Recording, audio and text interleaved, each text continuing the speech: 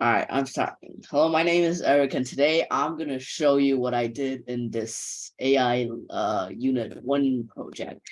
So first, my idea of the project is that I played a game called Roblox and many other kind of games, and all these games are aimed to provide a good gaming environment for young people, but some of their profanity filters are having a big issue, such as Roblox or Minecraft or many other types of games inside there. If you even attempt to say something, they might flag you as a it's like a very bad swear word or something. So I really don't like the censorship system, but however, at the same time, the censorship system is kind of like what they build is very advanced because they can detect very complicated messages, such as if you're even trying to use an abbreviation, they still know what you're doing. So instead, I want to recreate one kind of this thing and then implement it in my own game. And then, so in this project, and then during the class, we learned the scikit-learn, the Python library, and the pandas Python library. So the scikit-learn is mainly what is the most important thing inside my project, because it's the main core library that is used to train my model. As you can see on the left, the basic models are what we learn is like linear regression. That's kind of the most basic model ever. But as it get more complicated, there's SVM and many other type of classifications. And tip that classification is currently what I use in my project, and the SVM too. And also going on to pandas. Pandas is the part that does the main data handling. So in order for a very good AI to work, we require a lot of data in order to train the AI. So we need to use a better tool to extract the main information and tell the AI what to do. So in this case, we use pandas, especially its CSV, comma separated value feature, to read the data and then put it in the library and put it in the model and then make the model learn. And then so I extracted two part of my code into the PPT. So as you can see, the left is the data loading part, which is mainly focused on the relationship of pandas and the panda library. And the code section number 2, which is this part, is the section that focus on scikit-learn's library features such as the SVC and these classification vectorization thing. So looking at the data loading first, we also learned about the regular expression. So while loading the data, we could simplify the data and then turn it into a more simplified words. So for example, we can get rid of many types of punctuation to improve calculation and learning efficiency. And then we're also trying to split the words and then to check whether, so we're basically just checking accuracies, but all these parts is just data loading. It focuses mainly on regular expressions and pandas, so we can put it in the model. And on the second part, these part is probably the most easiest parts, because we just need to analyze the library classes, and then we just have to put the classifications in there, and then we just have to let the model to learn it by itself.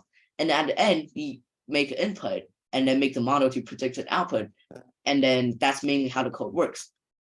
So for now, let me show you a demo of the project. So as you can see, it's currently learning right now, and it takes for me to minimize the data, I turned it to 600 data, so it won't lag out the model. So what we're gonna do now is to find irregular words. So for example, if I go into any Wikipedia page, and then if I copy a sentence and I paste it in there,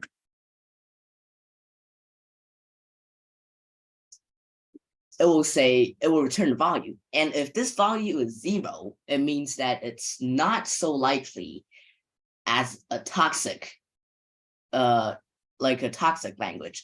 But because I need to use this to demonstrate, I'm not trying to show any offensive things, but if for somehow the computer detects some kind of swearing in here, it will return a 1, which means that it contains very, very toxic languages. And this is the most basic version of this thing. And it's kind of not stable, because if we just, for example, if we only leave one toxic language here, it's still going to mark it as 0. And if I just, for example, if I only enter one word, it will also flag it as a toxic language, because in the model, there's many sentences, such as the model. In the model, there's many sentences and data structures that have lots of common words in there. So this will confuse the model about whether it's a clean sentence or toxic sentence, because there's clean words in a toxic sentence and some toxic words in a clean sentence. So yeah, if I just type this in, however, the more language there is, because normally in my data types, the sentences are very long, the longer input I put in, the more accurate it is. But this is currently not very stable. And let me get back to the PPT. Okay, so as we can see, this is one test that I did before. And after this, my favorite part about working this project is about how can the computer actually do what humans are intended to do. Such as when I was playing a game, if there was a hacker, normally what people would do is to send admins and moderators to check on that player and then just instantly ban them or issue a punishment. But the most crazy thing I see here is that the potential for a machine to actually do what humans can do and then lower down and increase the efficiency and lower down the work of what humans are supposed to do. And this is actually a very good thing, because this then could basically solve every hacking or unfair advantage issue, not just in a game, but also in the world or something. So this is what I like about this project, because this can actually inspire me to do something such as turning a computer to an actual human. And lastly, I would like to say how to improve this work that I did. So first of all, more suitable AI models, because currently I'm using a type of classification, but I have not managed to process the data very well. So when I was loading the data, I just put in one sentence after another, which is that is the reason why it's caused the issue I said, that even if I input one word, it will return as a toxic result, because the models and the data are not reading the data correctly. And second, more sensitive for data variations, such as if I type in a abbreviation, it's not kind of going to work, because the computer doesn't really understand abbreviations, and then it doesn't really understand such as many type of anti-censorship swear words. So I could look forward to improve on that. And lastly, about the data set. The data set is just currently a bunch of sentences. So I still need to use a way, maybe with pandas or something, to split the data correctly, and then let the model learn in a way that we learn how to distinguish between a clean word and a toxic word. And I guess that's it. So thank you for looking at my project, and thank you for listening to my presentation.